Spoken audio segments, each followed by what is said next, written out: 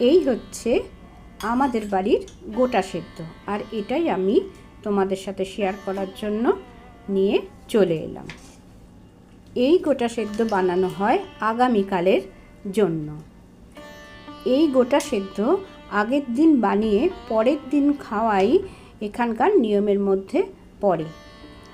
আমি দেখতাম ছোটোবেলায় আমার মা তৈরি করতো গোটা সেদ্ধ, উনুনে করতো আর ডেকচিতে, বড় ডেকচির মধ্যে অনেকটা করতো। তো আমি তো আজকে অতটা করছি না, আমি অল্প করেই করছি, তবে আমি বড় কড়াইতেই করব এটা।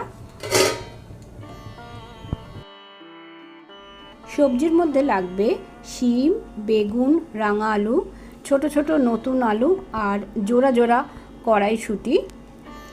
আর লাগবে মুগ ডাল, গোটা গোটা সবুজ মুগ ডাল, আমি আগের দিন রাতে ভিজিয়ে রেখেছিলাম।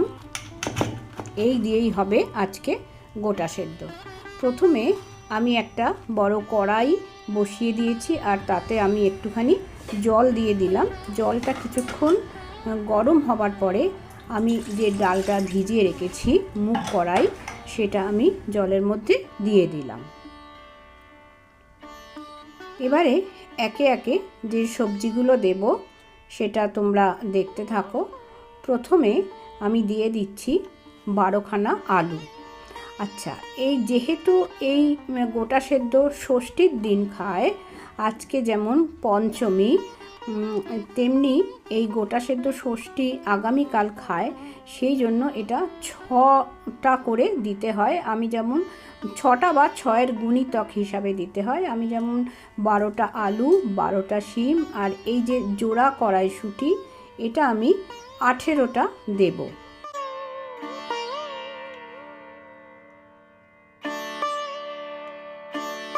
আমি তোমাদের দেখালাম বেগুন, বেগুনটা আমি পরে দেব। এইগুলো দিয়ে আমি প্রথমে একটু জল দিয়ে দিলাম, আর এখন একটু লবণ দিয়ে দেব। আর রাঙা আলুটা, ছোট ছোট রাঙা আলু, এগুলো আমি একটু পরে দেব। আগে এই শক্ত সবজিগুলো অল্প একটু সিদ্ধ হয়ে যাক। আমি লবণ দিয়ে দিলাম, দিয়ে আমি কিছুক্ষণ একটু চাপা দিয়ে রেখে দেব। আর চাপা দেবার আগে একটু কাঁচা সর্ষের তেল দিতে হয়। এই গোটা সেদ্ধর প্রধান উপকরণ কিন্তু লবণ, কাঁচা সর্ষের তেল আর একটু মিষ্টি। মিষ্টিটা চিনি অথবা গুড় যে কোনো কিছু দিয়েই করা যায়।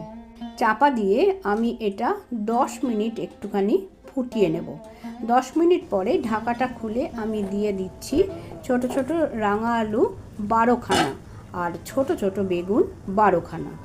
এগুলো দিয়ে আমি আবারও একটু গরম জল এইবার দিয়ে দেব, দিয়ে আবার কিছুক্ষণ চাপা দিয়ে রেখে দেব।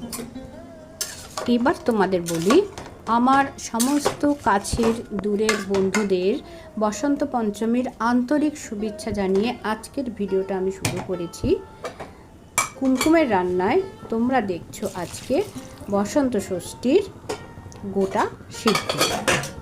অনেক বাড়িতেই আজকে এই গোটা সিদ্ধর বদলে গোটা চচ্চড়িও রান্না হয়। গোটা চচ্চড়িতে শীষ পালং শাকও দেওয়া হয়। অনেকে গোটা সিদ্ধর মধ্যেও কিন্তু শীষ পালং শাক দেয়। এই সমস্ত রকম সবজি আর মুগ কড়াই দিয়ে এই যে সিদ্ধ, এটা একটি স্বাস্থ্যকর কিন্তু খাবার।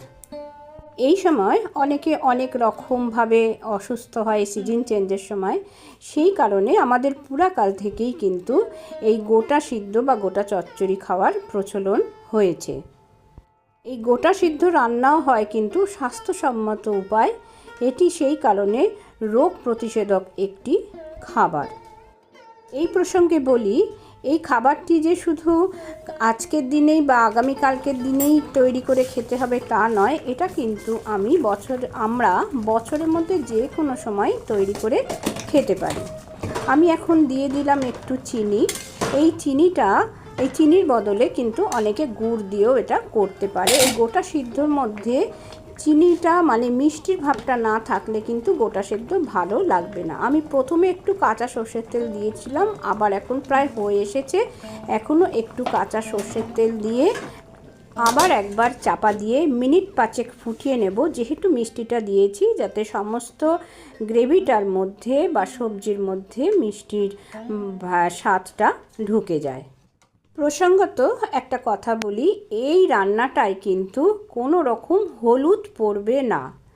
এই রান্নাটার কালার কিন্তু এই রকমই হয়, এটাই কিন্তু গোটা সেদ্ধর একটি সুন্দর কালার। আমি গ্যাসের ফ্লেমটা এবার অফ করে দিয়ে আবার কিছুক্ষণ চাপা দিয়ে রেখে দিলাম। আগামীকালের ষষ্ঠীটাকে বলা হয় শীতল ষষ্ঠী। এই সময় অনেকের হাম পক্স এই জাতীয় অসুখগুলো হয় বলে আগামীকাল পান্তা ভাতের সাথে এই গোটা সেদ্ধ খেতে হয়, আর এটা খেতে কিন্তু অসাধারণ লাগে। সেই ভাতটা কিন্তু আজকে রাতেই রান্না করে রাখতে হয়, আর গোটা সিদ্ধটাও তো আজকেই রান্না করতে হয়েছে। তাহলে চলো আজকের মতো ভিডিওটা শেষ করব। তোমাদের কেমন লাগলো কিন্তু কমেন্ট বক্সে জানিও। এই গোটা সিদ্ধ শুধু আজকে বলে না, তোমরা কিন্তু যে কোনো সময় এই সিদ্ধটা করে খেতে পারো, এটা কিন্তু অত্যন্ত স্বাস্থ্যকর। আবার পরের দিন অন্য কোনো ভিডিও নিয়ে চলে আসবো তোমাদের সামনে।